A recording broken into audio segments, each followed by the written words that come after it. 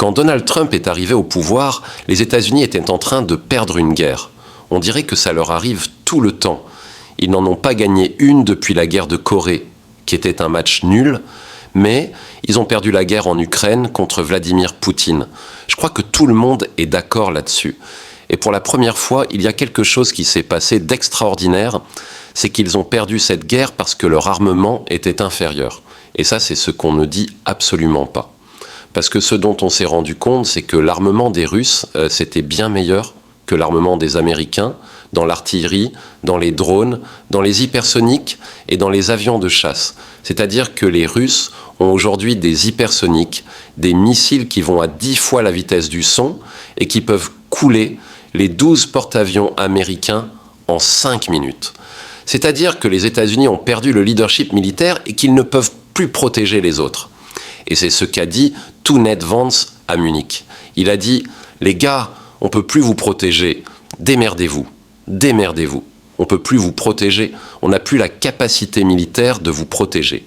Donc abandon en rase campagne de l'OTAN, ça me paraît déjà une émission, un truc assez important, mais ils ne peuvent pas faire autrement. » La deuxième chose qui se passe, dont on parle assez peu, c'est que cette guerre a amené la Russie à vendre son pétrole aux Indiens en roupies, où ils ont cassé le monopole de paiement du pétrole en dollars qui existait depuis 1947, l'accord entre l'Arabie Saoudite et les États-Unis sur le destroyer américain, là. Et donc, qu'est-ce que ça veut dire ? Eh bien, ça veut dire que maintenant, le dollar n'est plus monnaie de réserve.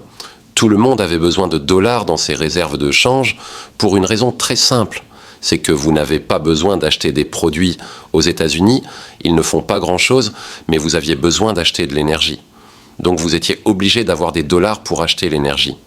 Et le deal des Américains, c'était « vous me vendez une bagnole, je vous donne un papier vert, et avec ce papier vert, vous pouvez aller acheter de l'énergie à l'Arabie Saoudite. » C'est fini. Le privilège impérial des États-Unis est fini.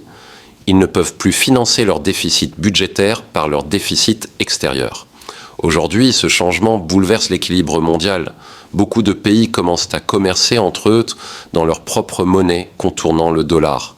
La Chine, par exemple, signe des contrats pétroliers en yuan. Cela réduit l'influence financière américaine.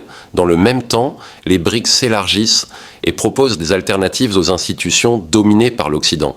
C'est une recomposition du monde qui est en train de se jouer et les États-Unis semblent perdre du terrain aussi bien militairement qu'économiquement. Likez cette vidéo, partagez-la massivement. D'après vous, quel pays est aujourd'hui la première puissance militaire au monde ?